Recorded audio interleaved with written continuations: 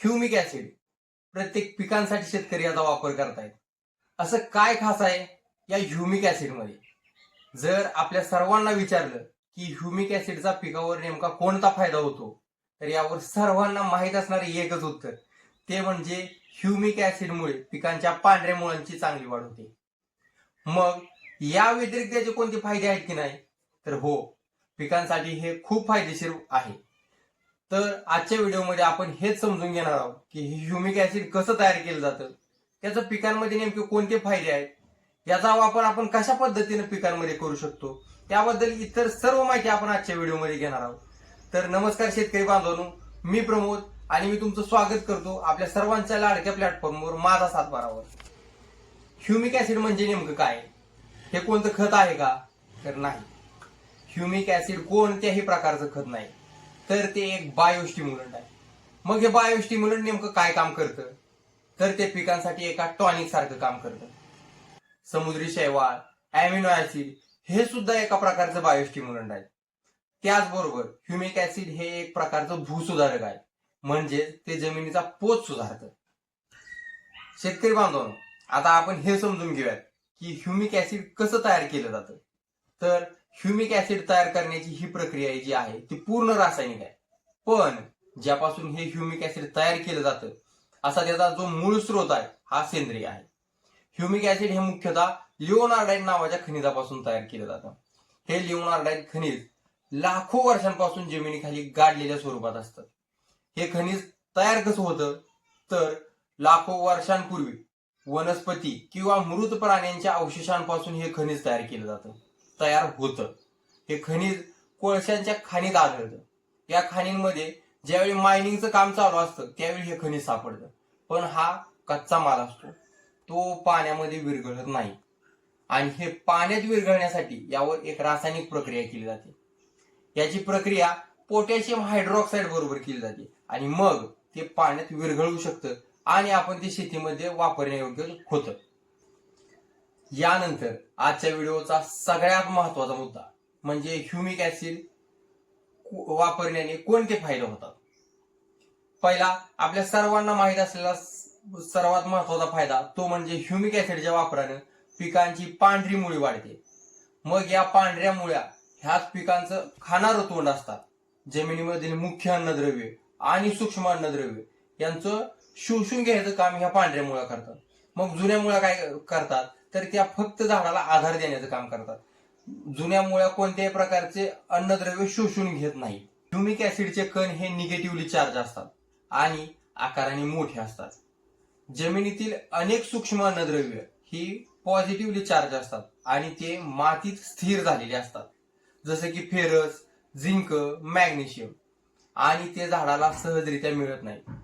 Humic acid या सगळ्यांना काय करतं तर स्वतःभोवती गुंडाळून घेतं आणि विद्राव्य स्वरूपात ती मुळांपर्यंत पोहोचवतं. म्हणजेच जमिनीतील अशी काय अन्नद्रव्य आहेत जी जमिनीत स्थिर झालेली असतात आणि सहजरित्या ते मुळांद्वारे शोषली जात नाही. मग ती अन्नद्रव्य ह्युमिक ऍसिडच्या वापरामुळे पिकांना मिळतात आणि हा फायदा आपल्याला ह्युमिक ऍसिडच्या वापरामुळे मिळतो. त्याचबरोबर ह्युमिक ऍसिडमुळे मुळांच्या कक्षेत असणाऱ्या सूक्ष्मजीवांची वाढ होते, कारण ह्युमिक ऍसिडच्या माध्यमातून सूक्ष्मजीवांचे खाद्य म्हणजेच कार्बन हा सूक्ष्मजीवांना पुरवला जातो. ह्युमिक ऍसिडमुळे मातीतील सच्छिद्रता वाढते, त्यामुळे मातीची पाणी धरून ठेवण्याची क्षमता वाढते आणि मुळांच्या कक्षेत पाण्याचं प्रमाण वाढतं. शेतकरी बांधवांनो, ह्युमिक ऍसिडचा वापर फवारणीद्वारे केला तर चालेल का? तर हो, कोणतीही हरकत नाही. परंतु मी अगोदर सांगितल्याप्रमाणे ह्युमिक ऍसिड हे कोणतेही खत नाही, त्यामुळे थेट याची फवारणी जर आपण झाडांवर केली तर यामुळे झाडांची भूक भागणार नाही. मग फवारणीमुळे नेमका कोणता फायदा होईल? तर यामुळे पानांमधील हरितद्रव्यांचं प्रमाण वाढेल. यामुळे प्रकाश संश्लेषण प्रक्रिया वेगवान होईल आणि झाड अधिक वेगानं अन्न तयार करू लागतं. याच्या फवारणीमुळे पानं गडद हिरवी दिसू लागतात, अधिक तजेलदार दिसू लागतात. पानांवर फवारणी करताना ह्युमिक ऍसिड सोबत जर तुम्ही विद्राव्य खतांची फवारणी केली तर झाड अत्यंत वेगाने ही अन्नद्रव्य शोषून घेतं. याचं काय कारण असेल सांगा पण? तर ह्युमिक ऍसिड पेशींच्या पडद्यांची परमेबिलिटी वाढवलं.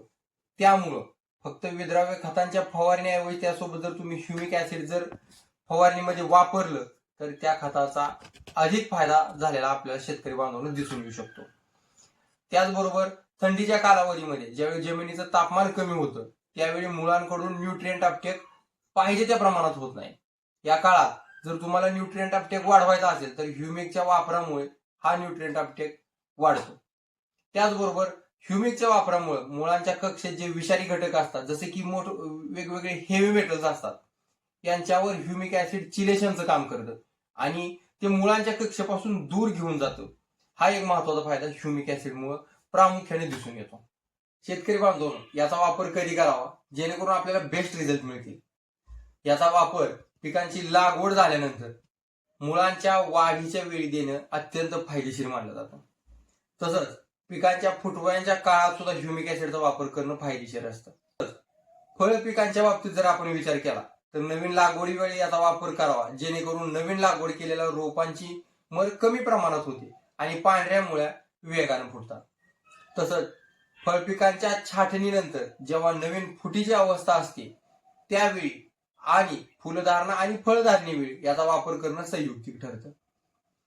पिकांच्या सुरुवातीच्या काळात याचा वापर जर आपण केला तर मुळांची वाढ रेग्युलर पिकांबरोबर जर आपण तुलना केली तर कित्येक पटीने जास्त झालेली आपल्याला दिसून येते आणि यामुळं येणाऱ्या काळात पिकं रोग आणि ताण सहन करण्याबाबत सक्षम होतात.